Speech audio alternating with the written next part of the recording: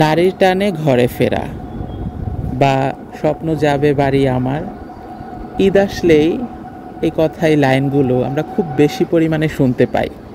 আর বিশেষ করে আমাদের বাংলাদেশের প্রেক্ষাপটে ঈদ অনেক বড় উৎসব, আর এটাকে ঘিরে সবার নিজস্ব জায়গায় ফেরার একটা তাগিদ এটা থাকে।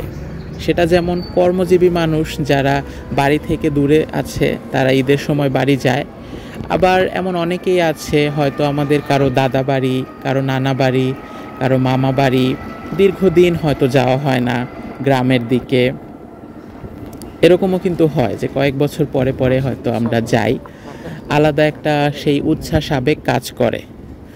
যদিও বা 2024-এ এসে দাদা বাড়ি, নানা বাড়ি, মামা বাড়ি সেগুলো আগের মতো আর নেই।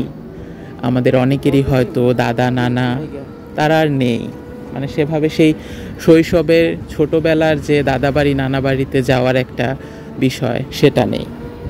কিন্তু তারপরেও ঈদ আসে আমাদের মাঝে অন্যরকম অনুভূতি কাজ করে। তো দর্শক বন্ধুরা, আমরা এখন আছি আমাদের সবার প্রিয় নরসিংদী জেলার আল্লাহু চত্বরে। আল্লাহু চত্বর আমরা পাস করে যাচ্ছি।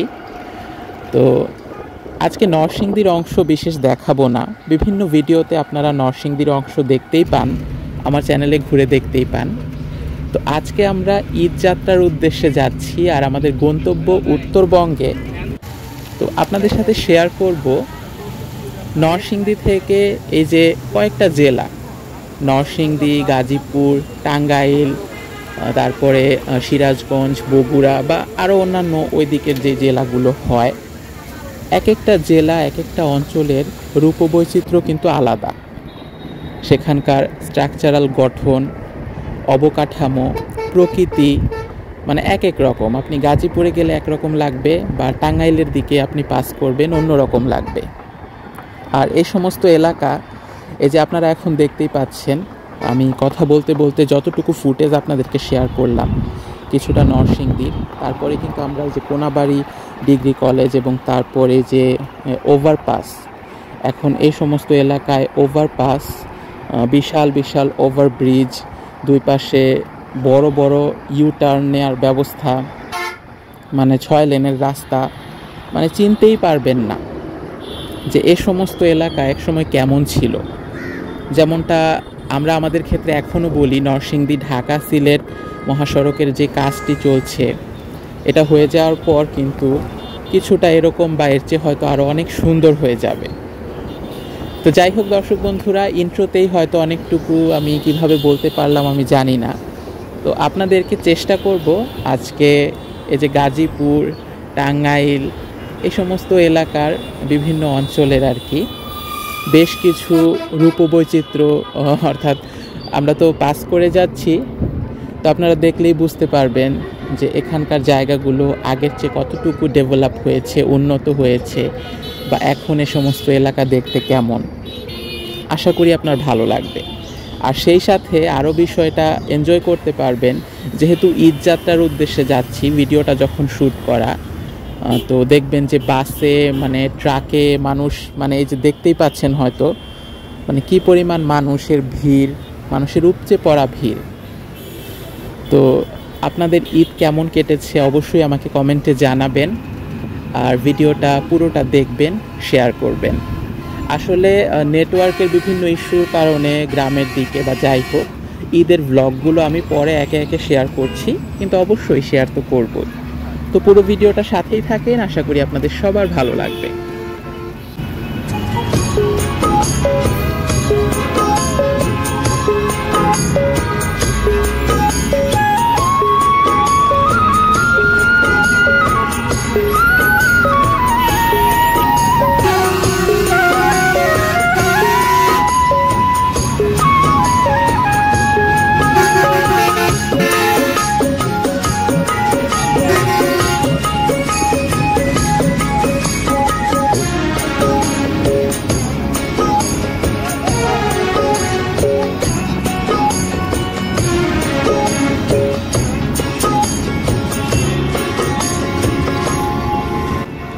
আমরা এখন আছি গাজীপুরের কালিয়াকৈর এই জায়গাটায়। এটা গাজীপুরের শেষের দিকেই পড়ে। তারপর তো বিভিন্ন বাইপাস এবং ধীরে ধীরে টাঙ্গাইলের দিকে এগিয়ে যাওয়া। কালিয়াকৈরের শেষ মাথা, তারপর আর কি বলে টাঙ্গাইলের মির্জাপুর বা এ সমস্ত কাছাকাছি এলাকায় আসলে খুব বেশি পরিমাণে মানে সবুজের দেখা পাওয়া যায়। মানে গাজীপুরে ঢুকবেন মানে আপনি একটা মানে সিটিতে ঢুকে পড়লেন। মানে এখানে খুব বেশি ইন্ডাস্ট্রি, মানে বিল্ডিং, মেল ফ্যাক্টরি, এরকম একটা অবস্থা আর কি, এরকম ভাইব সে অনেক আগে থেকেই। তবে এখন একটা বিষয় খুব মজার হয়েছে, সুন্দর হয়েছে, সেটা হচ্ছে রাস্তাঘাট এই যে উন্নত, অনেক সুন্দর হওয়ার কারণে এই সমস্ত এরিয়াগুলো খুবই ভালো লাগে। যেমন এই যে এখন আমরা বাইপাস একটা সেতু দিয়ে পার হচ্ছি, তো এই জায়গাগুলো কিন্তু আপনি আবার ধীরে ধীরে টাঙ্গাইলের ফিল পাবেন। মানে টাঙ্গাইল, সিরাজগঞ্জ ওইদিকে গেলে এই যেমন রেল লাইন, কি সুন্দর মাঝে দিয়ে রেল লাইন বয়ে গেছে, দুই পাশে শুধু সবুজ আর সবুজ, ধান ক্ষেত, এগুলো খুব বেশি দেখতে পাবেন যখন আপনি টাঙ্গাইলের দিকে ঢুকে যাবেন। আর যে অংশটুকু এই যে ভিডিও শুরু থেকে 4-5 মিনিটে দেখতে পাচ্ছিলেন, তো গাজীপুরের এই শফিপুর, চন্দ্রা, কোনাবাড়ি এই সমস্ত এরিয়ায় আর কি এখন খুবই পলিশ, খুব সুন্দর হয়েছে। তো দর্শক বন্ধুরা, আমি কিন্তু মানে এই সমস্ত এরিয়ায় অনেক আগে এসেছি, খুব কম আসা হয়, কারণ নানা বাড়ি বা মামা বাড়ির ওই দিকে এই বিষয়গুলো মানে খুব একটা মানে অনেক দিন পর পর আসা হয়, তার কারণে চেঞ্জটাও দেখা যায় সেরকম। আর আরেকটা বিষয় খুব মজা লাগে, উত্তরবঙ্গের এই রাস্তায় আপনি আসলে প্রায় রাস্তার পাশেই ধাবা বা হোটেল, এই রোড সাইড যে রেস্টুরেন্টগুলো, যেমন এই যে এখানে একটা দেখতে পাচ্ছি আদি মায়ের দোয়া হোটেল, তো বিভিন্ন এগুলো দেখা যায়। অনেক সময় বাস থেকে নামা হয় বা একটু ব্রেকের জন্য, সেগুলো আসলে খুবই ভালো লাগে। তো আমার সেই আগের স্মৃতি মনে পড়ে যায়, বিশেষ করে এখন তো আমরা বড় হয়ে গেছি, যে যখন আর কি বাবার হাত ধরে আসতাম বা এরকম একটা লং জার্নিতে বাবার হাত ধরে নামতাম, তখন খুবই বায়না করতাম যে না, এই রোড সাইড রেস্টুরেন্ট থেকে খেতেই হবে। যদিও বা এখন নিজে বড় হওয়ার পর নিজের ফ্যামিলি নিয়ে এখন বুঝি যে মানে এ সমস্ত রোড সাইড রেস্টুরেন্টে স্বাভাবিকভাবেই খাবারের দামটা বেশি, বা অনেক সময় মানে হাইজিনটা ঠিকভাবে মেনটেন হয় না, বিভিন্ন কিছু। তো বাবারা খুব সুন্দর করে বোঝাতো, না না এগুলো ভালো না, মানে এরকম কিছু। সেই আগের স্মৃতিগুলোই মনে পড়ে। এই যে মির্জাপুর ক্যাডেট কলেজ, তারপরে আমরা এখান দিয়ে যাচ্ছি এখন, আপনারা সেই এলাকাও দেখতে পাবেন, মির্জাপুর ক্যাডেট কলেজ। এই সমস্ত এদিকে এরিয়ায় বেশ কিছু প্রশাসনিক মানে ভবন, বিভিন্ন প্রতিষ্ঠান আছে, যেগুলো এখন আরও বেশি সুন্দর লাগে। কারণ এই রাস্তা দেখে আপনারা কতটুকু বুঝতে পারছেন আমি জানি না, এটা বদলে যাওয়া বাংলাদেশের একটা চিত্র বলতে পারেন। কিন্তু টাঙ্গাইল বা গাজীপুরের এই সমস্ত এলাকা একটা সময় এত সুন্দর ছিল না। এখন তো এই যে রোড ডিভাইডার এবং পাশে দিয়ে যে সিএনজি চলছে দেখতেই পাচ্ছেন, এটা হচ্ছে সার্ভিস লেন। তো এরকমটা একদম ছিল না। আগে দেখা যেত যে ছোটোখাটো একটা রাস্তা বা কোনো জায়গায় কনস্ট্রাকশন হচ্ছে, একটু ঠিক করছে, একটু গাড়ি চলাচল করছে, এরকম একটা অবস্থা ছিল। তো দর্শক বন্ধুরা, আমার ভিডিওটা আপনার কেমন লাগছে অবশ্যই কমেন্ট করে জানাবেন। আর আমাদের বাংলাদেশের গাজীপুর, টাঙ্গাইল এই শহরের চিত্রগুলো কিন্তু আপাতত বর্তমানে এরকমই। তো আপনারা আমার ভিডিওর সুবাদে সেটাও দেখতে পেলেন। আর একটা বিষয় হচ্ছে আমাদের নরসিংদী নিয়ে বলতে চাই।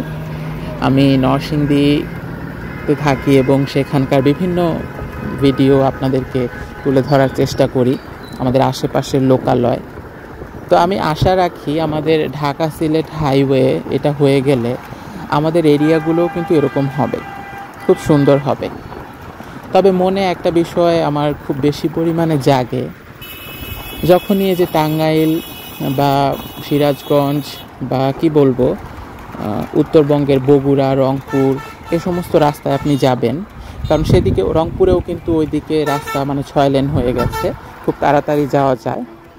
সেদিকে প্রকৃতি কিন্তু আপনাকে খুব ভালোবাসা দেবে।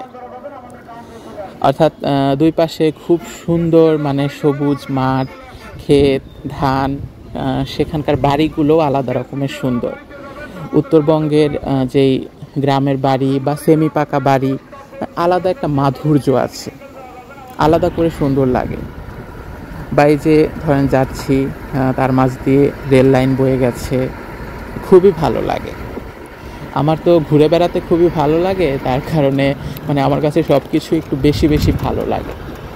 তো যেটা বলছিলাম যে আমাদের এই উন্নয়ন বা এত বেশি ইট কাঠ পাথর, শুধু রাস্তাঘাট সব কিছু সুন্দর পলিশ, এগুলোর পাশাপাশি কিন্তু সবুজায়নটা দরকার, তাই না?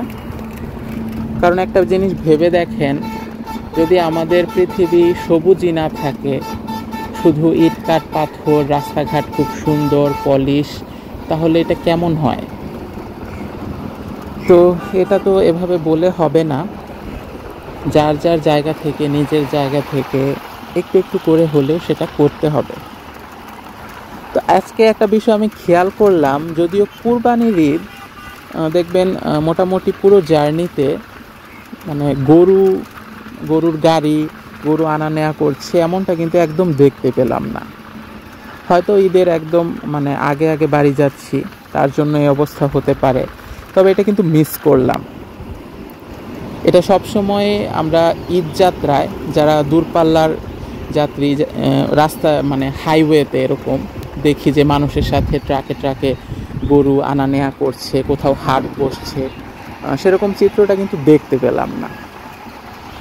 তো যাই হোক দর্শক বন্ধুরা, আপনাদেরকে কোথা থেকে কোন প্রসঙ্গে কি বলছি আমি জানি না, তবে আপনাদের সাথে বেশ খানিকটা কথা বললাম, অনুভূতি শেয়ার করলাম, আর সেই সাথে সাথে আমাদের এই কয়েকটা অঞ্চলের, নরসিংদী, গাজীপুর, টাঙ্গাইল, এসব অঞ্চলের রূপবৈচিত্র্য শেয়ার করলাম। বর্তমানে এ সমস্ত অঞ্চল কতটুকু উন্নত, কতটুকু কেমন দেখতে হয়েছে সেটাও শেয়ার করলাম। আর সেই সাথে নারীর টানে ঘরে ফেরা, ঈদযাত্রার বিভিন্ন মুহূর্ত তো আপনারা দেখতেই পেলেন, যে কীভাবে মানুষ ট্রাকে করে, বাসে করে বা মানে দাঁড়িয়ে আছে, ভেঙে ভেঙে কিভাবে যাতায়াত করছে। তো এই যে রাস্তায় একটা পর্যায়ে আমরা একটু দাঁড়িয়ে পড়লাম এখানে, কারণ মানে গাড়ির টায়ার পাঞ্চার হয়েছে, এরকম একটা অবস্থা। তো যাই হোক, আজকের এই ব্লগটা এখানেই শেষ করে দিচ্ছি। আপনাদেরকে চেষ্টা করব যে সবগুলো ব্লগই, ঈদের ব্লগ এবং অন্যান্য ব্লগ সব তো একসাথে জমে যায়, তারপরেও সেগুলো ধীরে ধীরে শেয়ার করতে। কারণ ঈদ তো শেষ হয়ে গেছে, গ্রামে নেটওয়ার্ক বা অন্যান্য সমস্যার কারণে আমি আসলে একদম অফ হয়ে গেছিলাম, মানে ব্লগগুলো শেয়ার করতে পারিনি। তো আশা করি আপনারা বিষয়টা বুঝবেন, আর অবশ্যই আপনার কমেন্ট জানাবেন আপনি কোথা থেকে দেখছেন, তাহলে আমার খুবই ভালো লাগবে। সবাই ভালো থাকবেন, আমার জন্য দোয়া করবেন। এখানেই বিদায় নিচ্ছি। আসসালামু আলাইকুম সবাইকে।